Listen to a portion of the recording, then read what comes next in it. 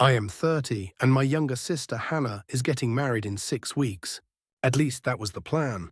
Her fiancé, Luke, is 33. I have known him for almost 4 years. Until recently, I liked him. He was calm, funny, and patient with Hannah. He remembered birthdays. He helped my mother move furniture without being asked. When Hannah talked about him, she sounded safe. That mattered to me because safety was not something we grew up with. Our father drank heavily. He was never predictable. Some nights he ignored us. Other nights he picked fights over nothing. Hannah learned to disappear when people were angry. I learned to step between them. I thought we had both moved beyond that. Then I went to Luke's bachelor weekend. The first night, Luke drank more than everyone else. At first, he was just loud. Then he started telling stories about fights. He talked about knocking a man down outside a bar. He bragged about breaking someone's nose in college. One of his friends laughed and said, "Here we go again." That comment bothered me. I asked what he meant. He shrugged and said Luke got intense when he drank. Later, Luke accused another friend of disrespecting him because the guy interrupted a story. Nobody else saw it that way. Luke stood up and said, "Do it again and see what happens." The room went quiet. His friend apologized, even though he had done nothing wrong. Luke sat down as if the matter was settled. The next night was worse. We were at a rented lake house. Luke had been drinking since lunch. At one point, he became convinced that one of the guys had hidden his phone. The phone was in Luke's jacket pocket. That did not matter. He shoved the man into a wall before we could stop him. 3 of us pulled Luke away. He kept yelling that everyone was against him. A neighbor called the police.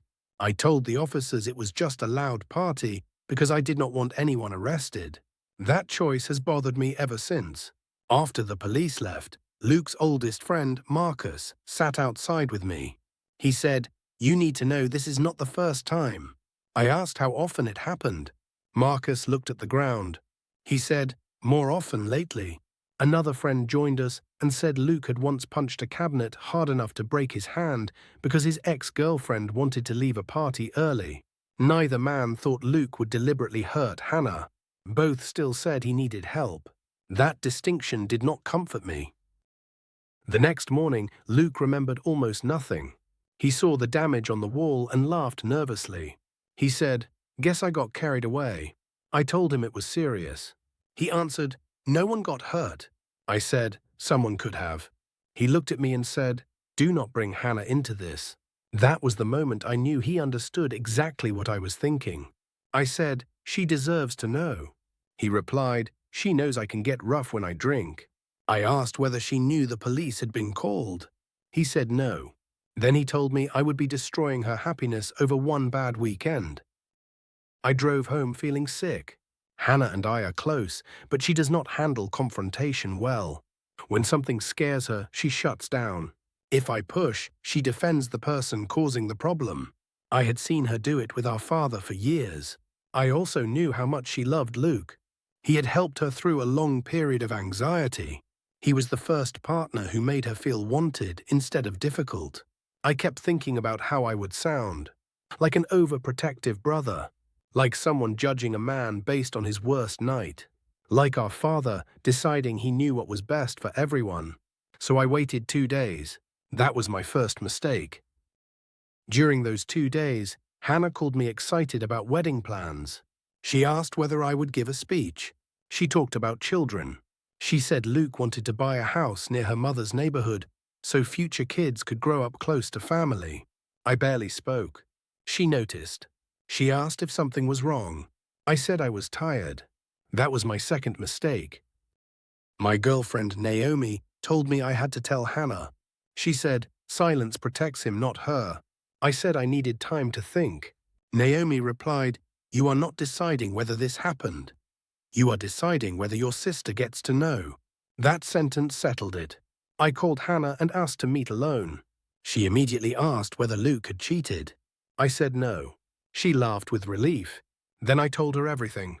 The fighting, the threats, the police, the fact that his friends said it had happened before. Hannah did not cry.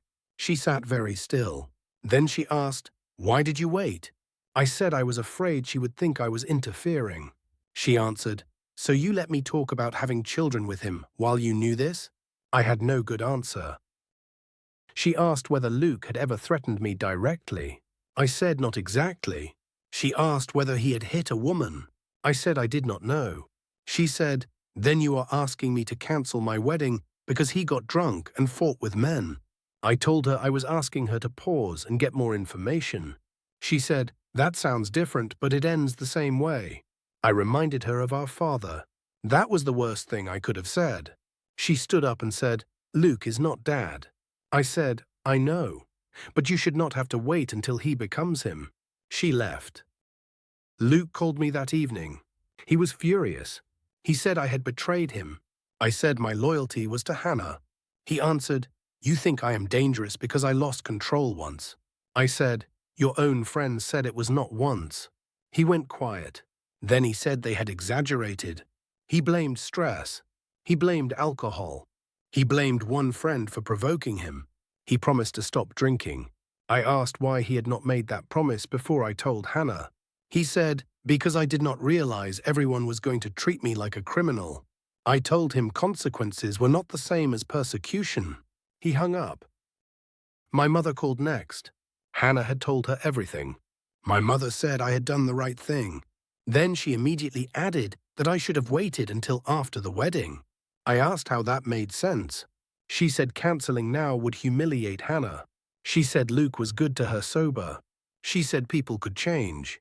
Then she said something that made my stomach drop. "Your father was usually good when he was sober too." She meant it as reassurance.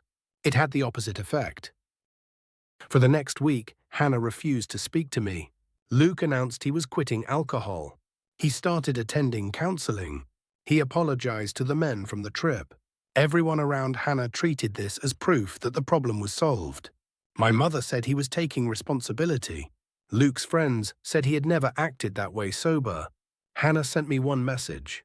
"He is doing everything you wanted. Are you happy now?" I wrote back that this was not about making me happy. She did not reply. Then something unexpected happened. Marcus called me. He said Luke had asked everyone from the trip to tell Hannah the situation had been exaggerated. Marcus refused. He also admitted there had been other incidents. Luke had punched walls. He had driven after drinking. He had once grabbed a friend's shirt and threatened him over a joke. Marcus said, "I kept telling myself he was only dangerous around men." I asked what changed. He said, "I realized that is still dangerous." He agreed to speak to Hannah directly. Hannah met with Marcus. Afterward, she called me for the first time in 9 days. She was crying. She said Luke had told her the bachelor weekend was his first serious incident. She asked why Marcus would lie. I said I did not think he was lying. She whispered, "Neither do I." Then she told me something I did not know. Luke had come home drunk twice during their relationship. He had never hit her. But once he punched the bedroom door because she would not continue an argument. Another time he accused her of flirting with a waiter and would not let the subject go for hours. She had minimized both incidents. She said he was stressed. She said he was embarrassed afterward. She said she never felt physically unsafe. Then she added, "But I did feel like I had to keep him calm." That sentence sounded like our childhood. Hannah postponed the wedding. Not cancelled. Postponed. Luke moved into his brother's apartment. He has been sober for 5 weeks. He is still in therapy. Hannah says she needs time to see whether the change is real. I think that is reasonable. Naomi thinks Hannah should end it completely. My mother thinks postponing was too dramatic.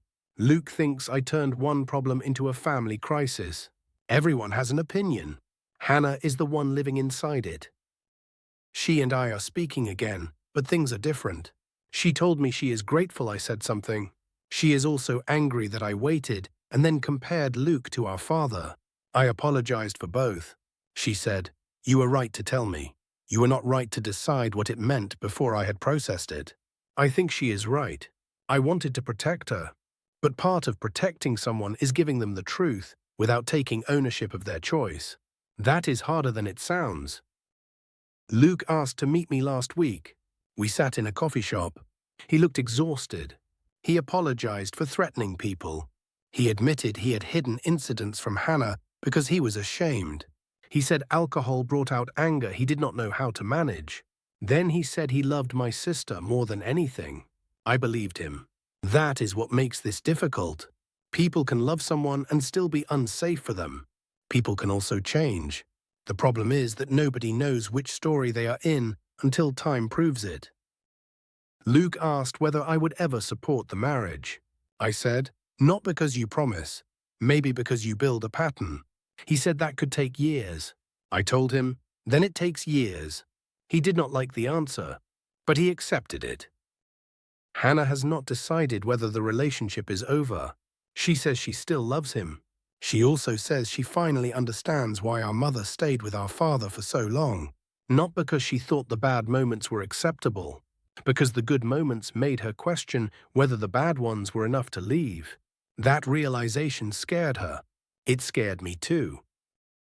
So now I keep asking myself whether I handled this correctly. I told the truth, but I also waited. I protected my sister, but I also reopened the worst parts of our childhood. Luke may genuinely change, or Hannah may be watching the beginning of a pattern that becomes harder to leave later. Was I right to interfere before anyone was seriously hurt? Or did I take one frightening weekend and turn it into a verdict on a man who might still become better?